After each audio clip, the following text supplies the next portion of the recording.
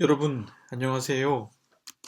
여러분들께서 이 창세기 생각을 소중하게 듣고 계시다는 그 이야기를 듣고 준비하는 저의 자세가 더욱더 진지해지는 것 같습니다. 이 설교를 하다 보면 세 가지의 유혹을 저는 겪는데요. 오늘은 이 세 가지의 유혹을 좀 나누고 창세기 4장으로 들어가 보려고 합니다. 설교를 하다 보면 첫째 유혹은 설교를 대충 하고 싶다는 유혹이 듭니다. 내면화 시키고 내적 필연성의 언어를 찾기까지는 시간이 많이 필요합니다. 옥하는 목사님께서는 설교의 원칙이 있는데 이분은 1분 설교를 위해 1시간을 준비해야 한다고 하셨습니다. 그렇다면 30분 설교를 위해서는 30시간이 필요로 하거든요. 이 표현은 단순히 시간의 총량을 늘린다는 뜻이 아니라 그만큼 그 본문이 말하는 바를 충실히 전하기 위해서 애쓰신다는 의미일 것입니다. 설교를 준비하다 보면 더 깊이 들어가는 일이 피곤하고 그래서 대충 설교하고 싶다라는 유혹에 시달리곤 한다는 것이죠. 둘째 유혹은 설교를 잘하고 싶다는 유혹입니다. 그래서 설교자들은 설교의 본문보다는 멋진 예화, 또 사람들이 좋아할 만한 메시지를 생각하게 됩니다. 이것은 설교의 목적에 있어서 대단히 잘못되어 있는 것이죠. 설교는 사람들이 좋으라고, 듣기 좋으라고 하는 것이 아니고 인간을 건져내기 위해서 주신 말씀의 뜻을 바로 전하는 게 목적이기 때문입니다. 세 번째 유혹은요, 본문이 말하는 바가 아니라 내가 하고 싶은, 그러니까 설교자 자신이 하고 싶은 메시지나 또 설교자가 해야 할 사역의 명분을 얻기 위해서 설교하고 싶은 유혹이 있을 때가 있습니다. 이건 그 성서 해석학을 신학교에서 배울 때 처음 배우는 시간의 이야기거든요. 결코 본문이 말하는 바를 무시하고 코에 걸면 코걸이 식으로, 귀에 걸면 귀걸이 식으로 성경을 해석해서는 안 된다는 논지입니다. 특정한 프로그램이나 자신이 하고 싶거나 또 강점이 있는 그 사역으로 교회를 이끌기 위해서 성서 본문을 자의적으로 해석하면 안 된다는 뜻입니다. 제가 이것을 여러분들에게 이 유혹을 고스란히 이렇게 전해드리는 것은요, 앞으로 제가 우리 공동체를 섬기면서 설교할 때 이런 유혹에 빠질 수 있음을 여러분들이 미리 알고 계시고 또 기도를 해 주십사 하는 마음에서 드리는 말입니다. 목요일은 부족한 목사를 위해서 기도하는 날임을 기억해 주시고 또 기도해 주시면 감사하겠고요. 이 창세기 생각 4장이 나갈 때 목요일쯤에 들으실 것 같은데 꼭 기도해 주시면 좋겠습니다. 여러분, 창세기 1장부터 3장까지를 통해서 우리들은 자연스럽게 깨닫게 된 메시지가 있습니다. 그건 무엇일까요? 부분적으로 보던 것을 종합적으로 생각해 보니까 더욱 잘 보이는 부분도 있었습니다. 제 개인적으로는 새롭게 깨닫게 되는 부분이 있어서 참 좋았습니다. 하나님께서는 선과 질서로 이 세상과 천지 만물을 창조하셨습니다. 그것은 타락한 인간을 대하시는 모습을 통해서 그 동기가 사랑임을 알 수 있었습니다. 그분은 사랑이시기에 선을 부여하셨고 사랑이시기 때문에 질서를 부여하셨습니다. 그리고 인간이 생존할 수 있는 기반을 만드셨고 영적으로 존재할 수 있도록 생기를 불어 넣으셨습니다. 그러나 인간은 하나님과 인간을 나누는 한계의 그 선인 선악과를 먹음으로 영이 타락했습니다. 그러나 하나님은 여전히 인간을 사랑해 주셨습니다. 오늘 창세기 4장을 통해서는요, 그런 아담과 하와의 아들인 가인과 아벨 이야기, 그리고 하나님께서 가인과 아벨 다음에 주신 셋의 후손들의 이야기를 통해서 하나님께서 인간을 어떻게 구원으로 이끌어 나가시는가, 그것을 생각해 볼 수가 있겠습니다. 저는 창세기 4장을 통해서 세 가지의 생각을 나눠보고자 합니다. 첫째는 하나님께서 왜 가인의 제사를 받지 않았는가 하는 점입니다. 이거는 쉬운 질문이 아닌데 이거를 한번 생각해 보기를 원하고요. 둘째는 라멕의 때에 인간이 만든 문화와 제도가 얼마나 타락의 길로 갈 수 있는지를 생각해 볼 수 있는 점입니다. 셋째는 그럼에도 불구하고 에노스의 때에 인간이 드디어 하나님의 이름을, 여호와의 이름을 불렀다는 그 기록을 통해서 우리가 다시 한 번 더 희망을 또 찾게 되는 그런 생각입니다. 자, 그러면 첫째 생각입니다. 여러분, 하나님께서는 왜 아벨의 제사는 받으시고 가인의 제사는 받지 않으셨을까요? 오늘 제가 여러분들에게 소개해드리는 이 해석은 여러분들에게 다소 낯선 해석이 될 수도 있습니다. 저는 이 해석의 많은 부분을 독일 성서 공회의 해석을 참조하고 있음을 밝힙니다. 독일의 많은 신학자들과 목회자들이 모여서 만든 독일 성서 공회 성경의 해설서에 이 가인과 아벨에 대한 해설을 썼는데 저는 그것에 동의하고 그것을 참조하고 있음을 밝힙니다. 자, 그렇다면 그동안 한국 교회 안에서 이 가인과 아벨 본문이 어떻게 설교되고 해석되었는지 논리적으로 한번 생각을 해 보려고 합니다. 첫째 해석은요, 아벨은 피의 제사를 드렸기 때문에 곡식으로 제사를 드린 가인의 제사에 비해서 더 나은 제사였다는 해석입니다. 이것은 예수 그리스도의 피가 우리들을 구원해 내셨기 때문에 그 피의 제사가 중요하다는 뜻입니다. 피는 곧 생명을 뜻하는 히브리의 사고관이 반영된 것이죠. 구약을 보면 동물을 핏째 먹지 말라 그랬고요. 또 피는 따로 이렇게 먹지 말고 고기만 먹도록 했던 거, 이런 것들이 다 히브리 사고관이거든요. 그러나 이런 해석은 무리가 있어 보입니다. 왜냐하면 가인의 입장에서 보자면 억울할 수 있는 해석입니다. 가인은 아직 그리스도의 피를 모르는 시기의 사람입니다. 그리고 그도 나름대로 생명과 연관되어 있다고 할 수 있는 곡식, 이 곡식으로 제사를 드렸습니다.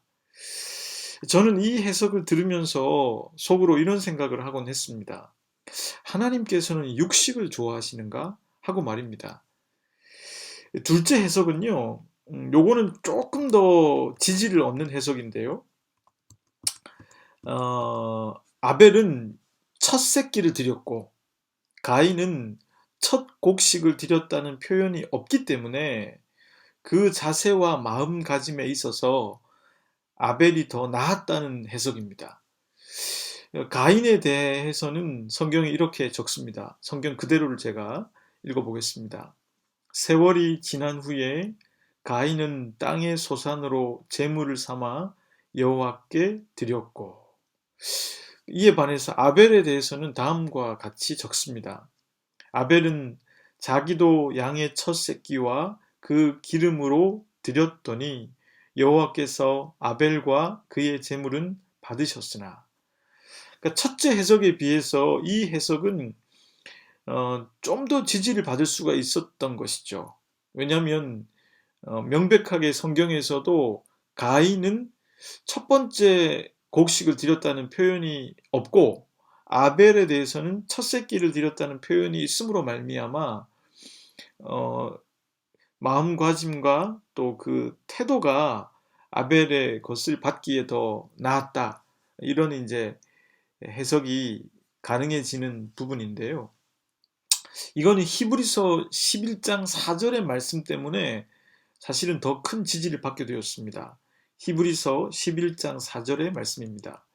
믿음으로 아벨은 가인보다 더 나은 제사를 하나님께 드림으로 의로운 자라 하시는 증거를 얻었으니 하나님이 그 예물에 대하여 증언하심이라.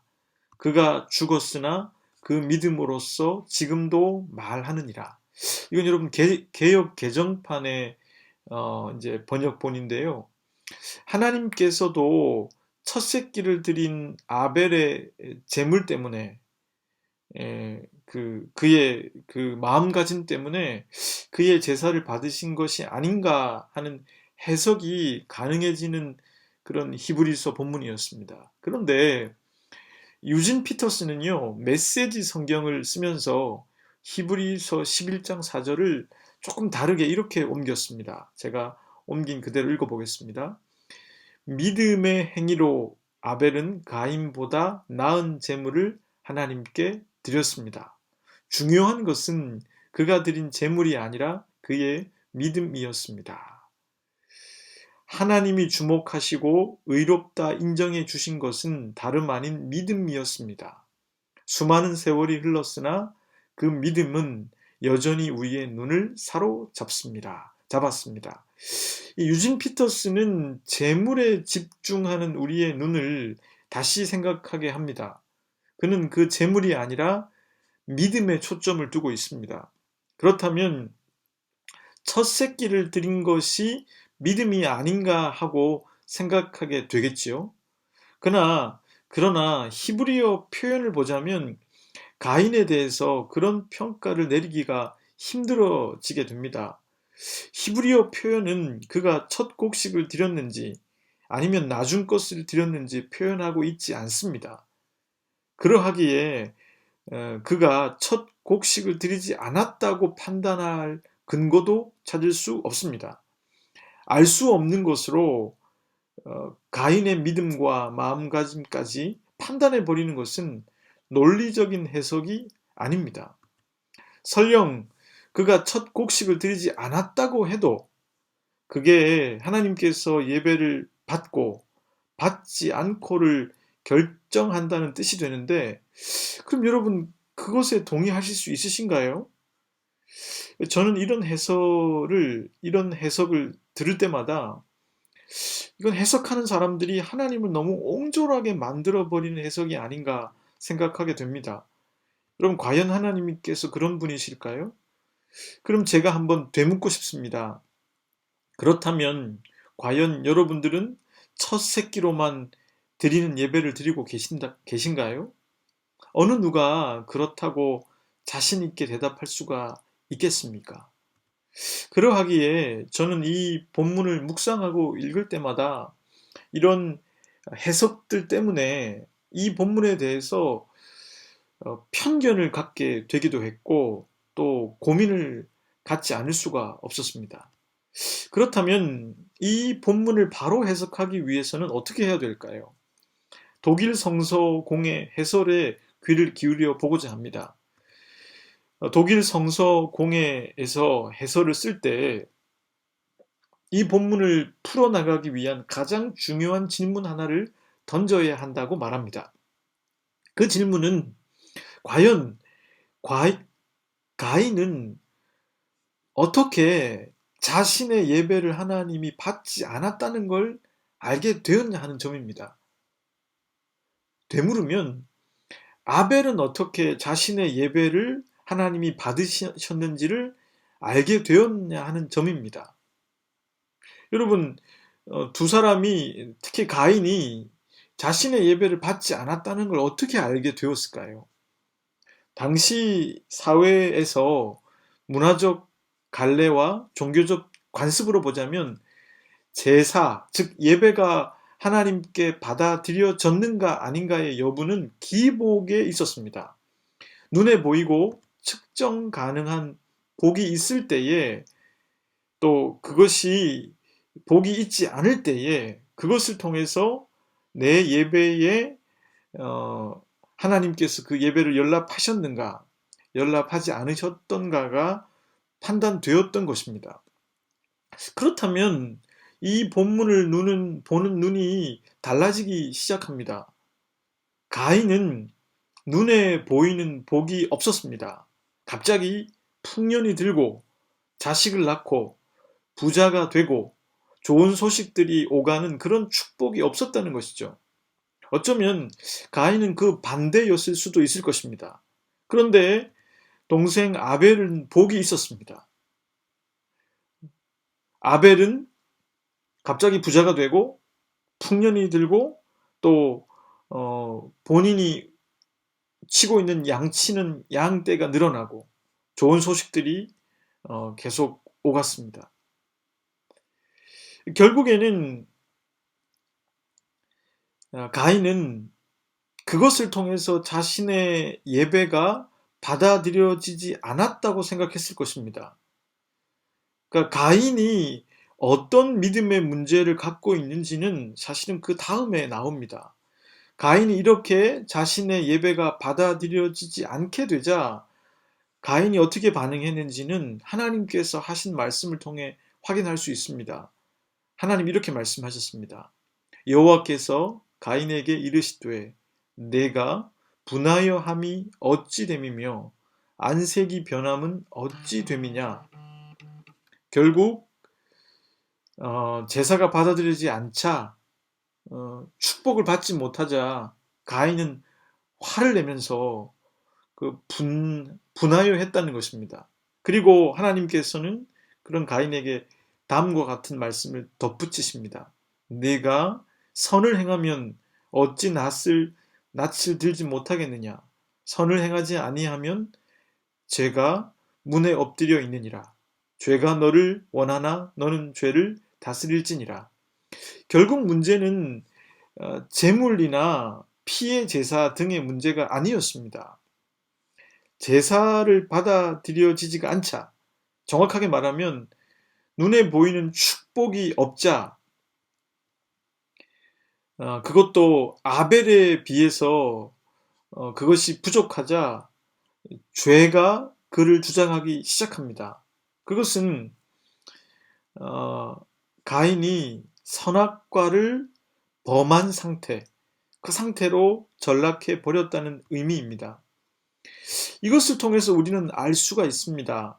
가인의 문제는 피의 제사가 아니라서가 아니라 첫 새끼를 드리지 않아서가 아니라 그의 믿음의 문제가 있었는데 그것은 하나님께서 하나님을 께서 자신에게 축복을 주시지 않음을 통해서 확인됐다는 것입니다. 그러니까 가인이 갖고 있는 믿음의 문제는 하나님께서 가인의 예배를 받지 않으심으로 가인에게 눈에 보이는 축복이 있지 않으므로 가인의 믿음의 상태를 확인하게 됐다는 것이죠. 욥기에서도 사탄이 욥을 유혹할 때 하나님께 이렇게 말하지 않습니까? 욥이 까닭 없이 하나님을 믿겠는가? 물질적인 축복과 자녀에 대한 그런 복 때문이 아니겠는가? 그래서 하나님은 욥을 믿고 시험을 허락하시잖아요. 결국 하나님은 우리가 하나님을 믿는 믿음이 다른 조건 때문이 아니라 하나님 자신 때문에 하나님을 믿고 따르기를 원하십니다. 그러니까 그분이 우리에게 줄 어떤 것인가 때문이 아니라 그분 자체, 우리를 창조하시고 우리를 사랑하시고 우리를 구원해 내고 계신 그 하나님, 그분 자체를 믿기를 원하신다는 것이죠. 그래서 때로는 다른 이가 받는 복이 나에게 없을 수도 있습니다. 하나님을 믿지만 가난해질 수도 있고 아플 수도 있고 외로울 수도 있고 잘 되지 않을 수도 있습니다. 그러나 그 순간 우리들은 우리의 믿음이 무엇을 향하고 있는지 확인하게 됩니다. 제가 신학교에 어렵게 입학을 했습니다. 당시만 해도 장신대 신학대학원은 7대1의 경쟁률이었고 또 그 7대1이라고 해도 모든 사람들이 거의 다 열심히 공부를 하고 오기 때문에 시험이 어려웠습니다. 성경을 거의 통째로 외워야 풀 수 있는 문제들이 많았습니다. 저는 어렵게 합격을 하고 들뜬 마음에 첫 수업을 봤는데 당시 구약학 개론을 가르치셨던 강사문 교수님께서 이렇게 말씀을 하셨습니다. 여러분들은 하나님의 은혜로 이곳에 입학을 하셨지만 많은 분들이 하나님의 은혜로 떨어지셨습니다. 저는 그분의 말에 많은 울림을 받았습니다. 평생 구약을 연구해온 학자에게서 나온 그 통찰력 있는 한마디 말에 저의 생각이 바로 잡혔습니다. 때론 떨어짐을 통해서 자신의 길이 목회자가 아님을 알게 된 사람도 있을 것입니다. 그리고 자신이 성실하지 못했음을 알게 된 사람들도 있을 것입니다. 그래서 하나님의 은총인 것이죠. 그리고 그 사람들에게 주시는 다른 은총을 통해서 하나님을 경험하고 자신의 삶을 살아가게 하는 게 하나님이십니다. 제가 잘 아는 분도 결국에는 장신대 신대원을 합격하지 못하시고 다른 길을 걷게 되셨습니다. 결국 우리가 생각하고 원하는 대로 일이 되지 않아도 하나님은 우리들에게 가장 좋은 것을 허락하시는 분이심을 우리가 믿어야 합니다. 그게 바로 믿음이라는 것이죠. 결론적으로 하나님께서는 가인의 제사를 받지 않음을 통해서 가인이 어떤 상태에 놓여 있고 왜 하나님을 믿고 있는지를 스스로 깨닫도록 하신 것이죠. 그런데 그에게는 하나님을 온전히 믿는 믿음이 없었던 것을 결국에는 받지 않음을 통해서 확인할 수 있었던 것입니다. 결국 우리의 믿음이 언제 드러나느냐? 우리가 건강검진에서 어떤 병에 걸렸을 때, 원치 않는 교통사고를 당했을 때, 내 자녀에게, 내 가정에 원하지 않는 일이 생겼을 때, 어쩌면 우리의 믿음의 진면목이 드러나게 될 것입니다. 여러분, 둘째 생각은요, 라멕을 통해서 생각하게 된 부분입니다. 창세기 4장 23절부터 24절은 이렇게 말씀합니다. 라멕이 아들에게 이르되 아다와 실라여 내 목소리를 들으라. 라멕의 아내들이며 내 말을 들으라. 나의 상처로 말미암아 내가 사람을 죽였고 나의 상함으로 말미암아 소년을 죽였도다. 가인을 위하여는 벌이 7배일진데 라멕을 위하여는 벌이 77배로다 하였더라. 여러분, 창세기 4장 17절 이후로는요, 가인의 후손들이 어떻게 문화를 이룩하고 발전시켜 왔는지를 적고 있습니다. 그런데 라멕에 이르러서 그가 사람을 죽이고 스스로 자신을 죽이는 사람은 77배의 벌을 받을 것이라고 그렇게 정했다는 거죠.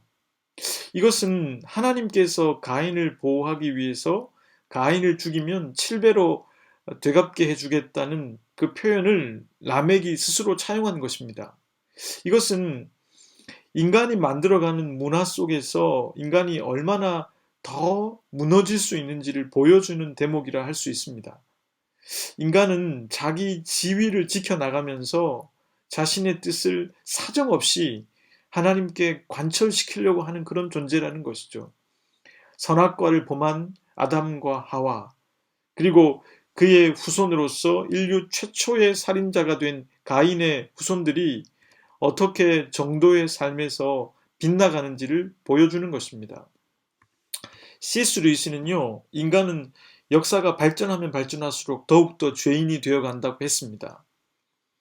사실은 지금 우리 인류를 살아가고 있는 우리들은요, 원시인들에 비해서 그리고 옛 선조들에 비해서 훨씬 자연으로부터 멀어졌고 스마트폰이라고 하는 문명의 이기를 통해서 손가락 하나만 까딱해도 쉽게 죄를 지을 수 있는 그런 상황에 처해 있습니다. 그리고 그런 인간이 만든 문화가 결국 인간을 갉아먹게 될 가능성도 높습니다. 문화는 공기와 같은 것이기 때문에 우리가 그 안에 살면서 영향을 받지 않을 수가 없기 때문입니다. 문화가 다 악하다는 뜻이 아닙니다. 문화 이원론의 잣대를 의미하는 것도 아닙니다. 우리들은 문화를 대할 때, 어떤 제도를 만들 때 늘 우리 자신이 라멕이 되어 버릴 수도 있다는 것을 생각해야만 합니다. 그리고 우리가 향유하는 문화 속에서도 오히려 우리를 선으로부터 멀어지게 하는 요소는 없는가 생각해 보아야 할 것입니다.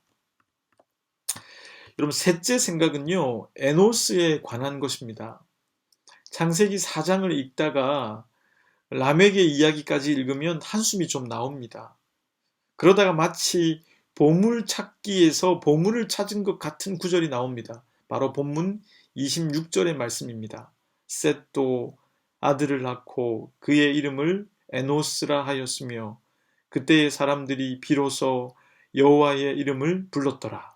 비로소 여호와의 이름을 불렀다는 이 표현 앞에서 무릎을 탁 치게 됩니다. 하나님께서는 그럼에도 불구하고 새로운 아들을 아담과 하와에게 주셨는데 그 아들이 바로 셋입니다. 그리고 그의 가계에서 에노스라는 아들을 주셨는데 셋은 그 아들의 이름을 에노스라고 붙였습니다. 에노스라고 하는 단어는 사람이라는 의미이고 죽을 수밖에 없는 존재라는 의미입니다. 결국 그때가 되었어야 사람들은 인식하기 시작했다는 뜻입니다. 가인이 아벨을 죽이고 라멕의 모습을 보면서 인간이 별 수 없는 존재라는 것을 깨닫게 됩니다. 그리고 사람은 사람일 뿐이라는 것을 인식하게 됩니다. 그리고 그런 그들이 다 죽은 것을 보면서 인간의 유한함과 한계를 더욱 깊이 인식하게 됩니다. 그 한계를 인식하기 때문에 에노스라는 이름을 붙인 것입니다. 그리고 그 인식이 있을 때 비로소 사람들은 하나님의 이름을 불렀습니다. 결국 인간이 언제 하나님의 이름을 찾고 부르는지를 알게 되는 대목입니다. 결국 인간은 자신의 정체성을 통해서 선악과가 제자리에 없을 때 겪는 결핍, 고난, 아픔, 피폐, 부자유함을 통해서 하나님께 나아가게 된다는 뜻입니다. 결국 하나님께서 타락하고 범죄한 인간이 돌아올 수 있는 길을 열어놓으신 것입니다. 그것은 인간 스스로 자신의 결정을 통해서 돌아올 수 있도록 한 것이죠.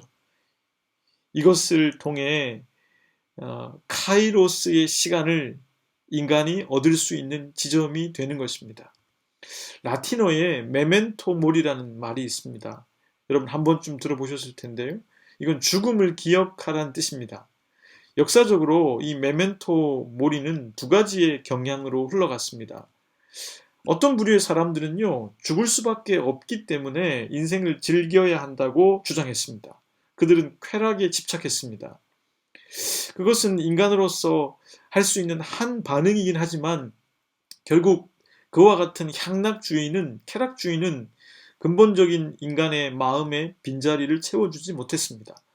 다른 한쪽의 경향은요, 바로 죽을 수밖에 없기 때문에 한 번뿐인 인생을 허비하지 않고 인간으로서 제대로 살아가 보자는 부류였습니다.